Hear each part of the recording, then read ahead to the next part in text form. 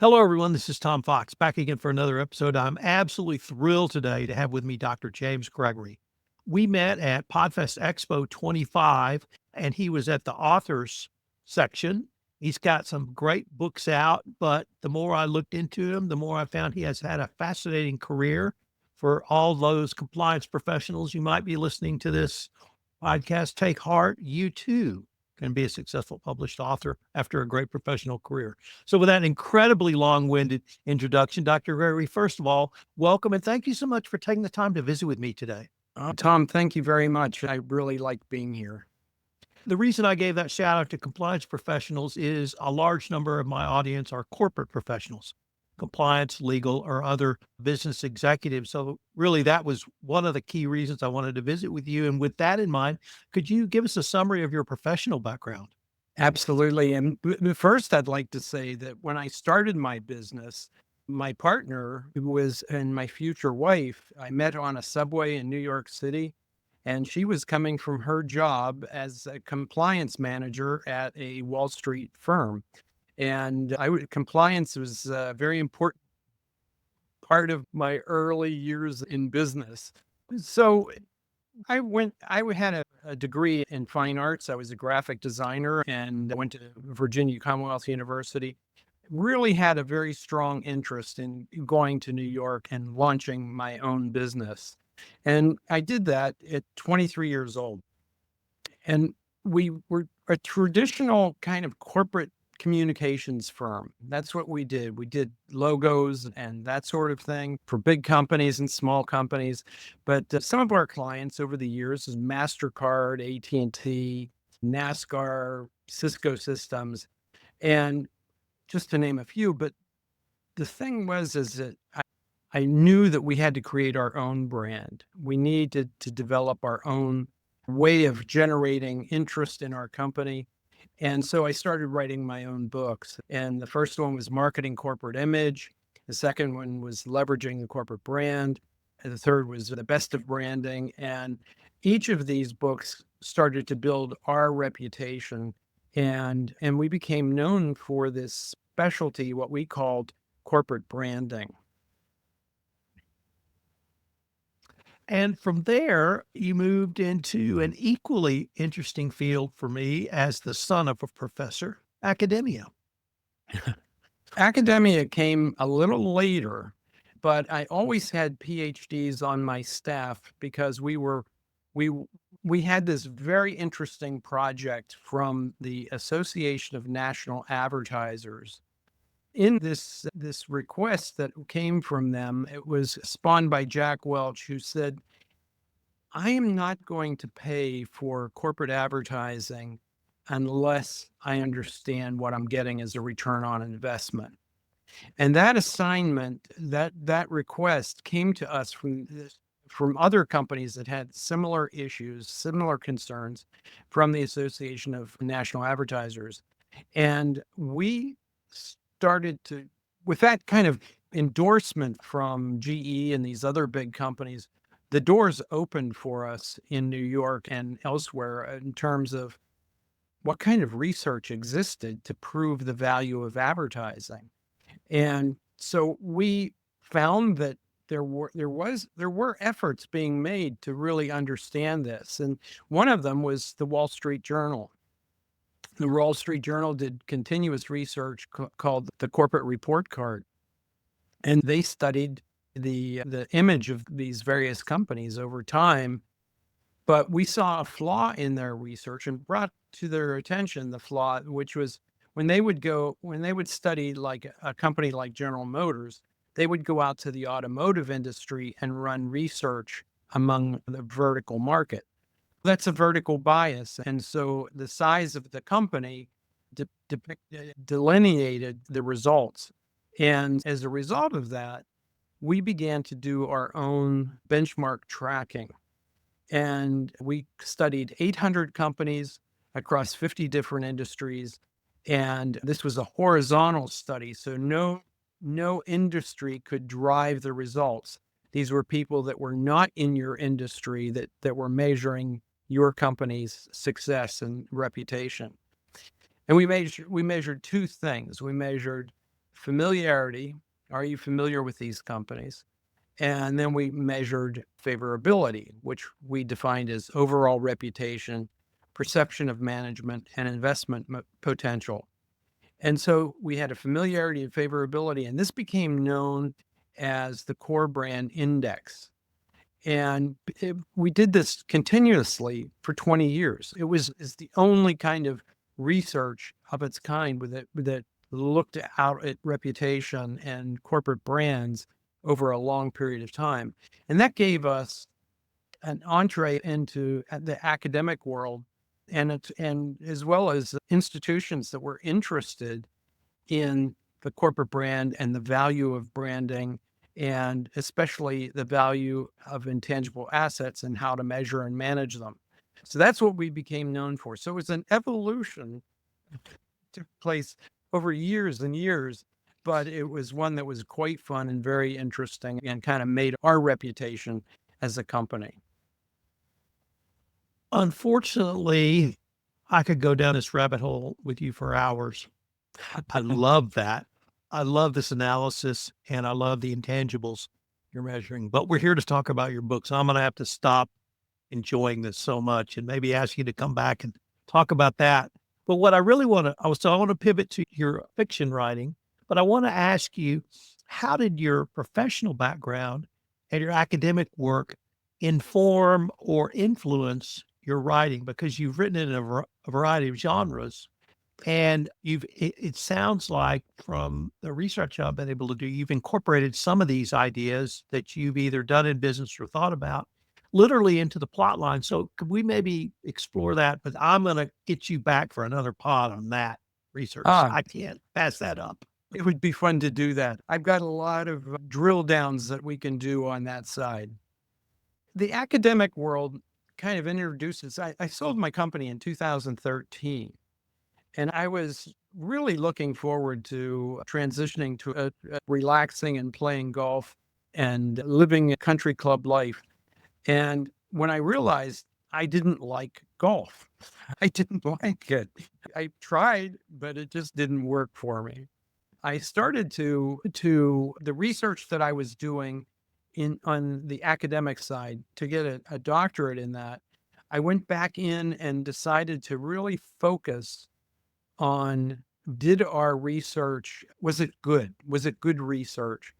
And were there other ways to expand it? So that was the purpose of going back into the academic world. But one of the side benefits of getting a doctorate was the fact that I really enjoyed the research, gathering the information. I didn't enjoy writing academically. It's too restrictive, but I really enjoyed the research.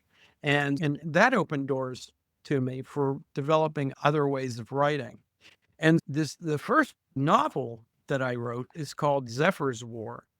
And this is about a Ukrainian capitalist who comes to New York and launches an IPO for a company, for his own company. And what's really fascinating for your readers, your audience, I think, is the fact that Zephyr, the protagonist in this book, wants to promote intangible assets. He decides that is the way to make a fortune, and he wants to promote intangible assets. So that's one of the subplots in this, and I think your viewers would really be interested in that. And there are obviously other subplots, but that's one that I thought was particularly fun.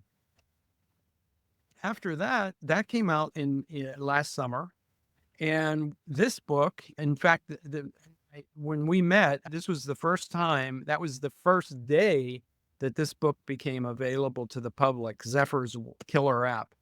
And Killer App is about artificial intelligence and the world of artificial intelligence and how it becomes can take over your life if you don't manage it. So this is everyone's worst scenario for studying or for using artificial intelligence, Killer App. But it's done in a good way. It's a positive book. It's not a negative outlook. So it's a fun book, a fun read. So tell me a little bit about your writing process. So for instance, I'm a morning guy. If it ain't done by noon, it ain't going to get done. But I'm great from sort of 5 a.m. till I break for lunch. What's your process? I write when I feel like it. It's not a rigorous process. However, I feel like it a lot. I enjoy writing. I enjoy fiction writing. I don't like fiction marketing.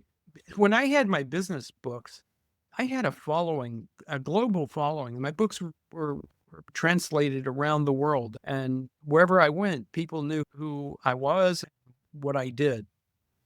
But when I transitioned to fiction writing, it really became starting over. And I'm building my brand based on my fiction approach. And it is multiple genres, so it's not any single direction. It's whatever I like. So and so far that process has worked really well for me. The other thing that happens, I've written multiple nonfiction and I've gotten through 3 fiction books, but never published them. And when I write fiction, I close my eyes. It plays out in my head, and I feel like I'm just the reporter reporting what I see. Is that your process, or is your creative process something different? I understand what you're saying. I'm also a painter, and I've been a painter since I was 12 years old, an artist. And that sounds more like my painting than my writing. My writing, I will write a sentence. That's how I start any book. I will write a sentence, and then I will write the next sentence.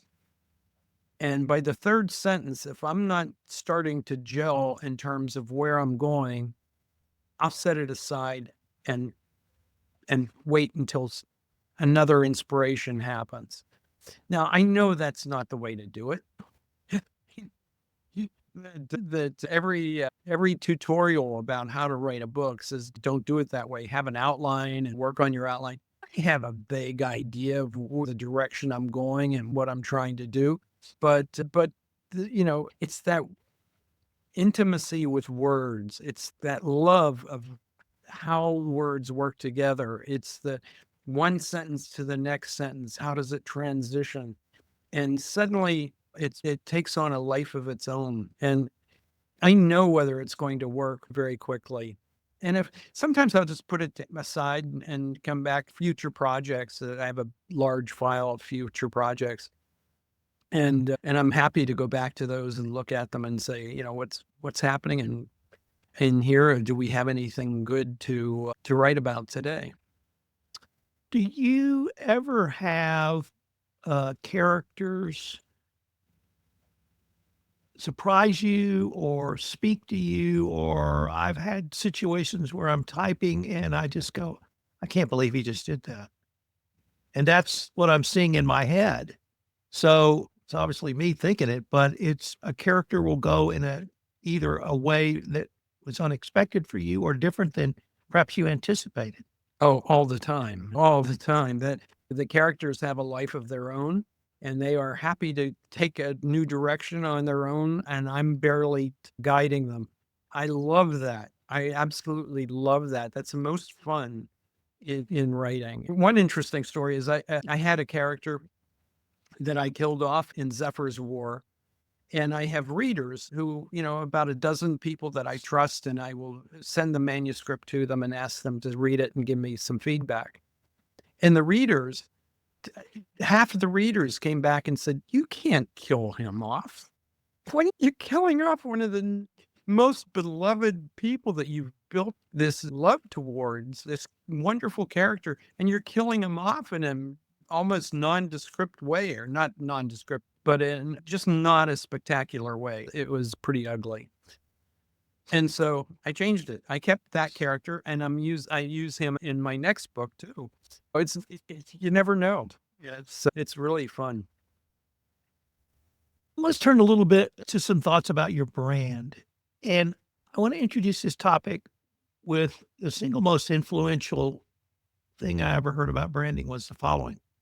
I was watching a series by James Patterson on writing, and they got to the topic of brand. And when they asked him, "Tell us about your brand," he literally did this. He put his hand out as if he was shaking your hand. He said, "That's my brand. My brand is my promise to my readers that I will deliver a James Patterson novel. Now, I can change that novel, but if I do so, I have to communicate to my audience this is a rom-com or this is something different than a typical James Patterson novel. But my brand is my promise. I will deliver you a fast-paced thriller or mystery novel." And that's it. So, with that introduction, do you find that to be a valid model, or is there another model that perhaps you're following? James Patterson has written a large number of hugely successful books, and he has a brand. I had a business brand that was very identifiable with me as a person and with my company. And that was a more established brand, not only among my customers, but among the people who were interested in the work that I did. My fiction brand is still being developed, and I haven't gotten to the point where I can define it and say, this is my brand for fiction. A lot of people use fake names as authors, and I put my full name and title up there as big as anything. It's obnoxiously large, but that's my brand. That's who I am, and I'm happy to talk to anybody about the books. On your website, it certainly makes clear that you write in multiple genres. How do you do that? How do you write in sort of multiple fiction genres? Is it just as the spirit moves you, or do you plan it out? It's very much as the spirit moves me. I have a new book that I just completed the manuscript on. It's called Ghost Town. And this book is historical novel. So it's different from the previous two. And it's about the Johnstown flood and the history around that. So I write where the spirit moves me, where I enjoy writing. As I said, the way I start is I'll write a couple of sentences or paragraphs. And if it grabs me and is going in a direction that I'm happy with, then I get excited and keep right on charging along. So you've mentioned that book. Could I ask you any other projects you either have in progress or are even thinking about? I've got a big doozy of a project that I'm working on right now. It should be a book. It's not really a novel. It's not really fiction, but it should end up as a book, and it's as children. And it was inspired by the fact that I have two wonderful grandchildren and who come over here. They're 8 and 10 years old, and they come over to our house, and we sit down and we play for a little bit or talk for a little bit. And immediately they are drawn to their computers.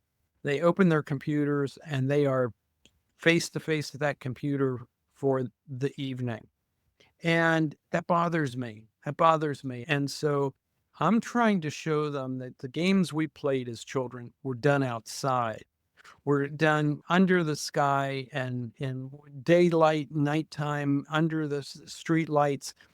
And when you talk, and so the source of information, the source of data for that book are people who have experienced wonderful childhoods that want to share those childhood memories with other kids, with kids. And that's in the works. I'm about a third of the way through that, and I've got some just wonderful stories. One story, for example, is a young lady, or she was young years ago, but when she was a young lady, she lived in Africa in this compound that was her father worked for the government. She was the only child in the entire area, and she created things, circus out of leaves to play with. She created her own scenarios of things using only her imagination. She had no toys. She used the things that were in her environment and her imagination. I think that is just the coolest thing in the world. I love it. I love that stuff. And anyway, I've got a whole hundreds of stories, examples like that. And we'll see how this, I'm not sure how I'm going to end up, how it will end up, whether it'll be a book or a film or something that utilizes these different ideas, but I'm working on it. Dr. Gregory, unfortunately, we are near the end of our time for this episode. But before we leave, I wanted to ask you if our listeners wanted to connect with you or find out any more information about yourself or your books or really any of the subjects we've touched on in this podcast, what might be the best place or places for them to go? If they would like to reach out to me, the website is www.jamesrgregory-books.com. And I know that's a lot. We need the R in there, James R. Gregory-books.com. And my email address is jim@jamesrgregory-books.com. I would love to hear from your audience. I'd especially love to hear from them if they want to share any games that they played as children. That would be fun. And thank you very much for having me. I hope we can continue this conversation. Would love to.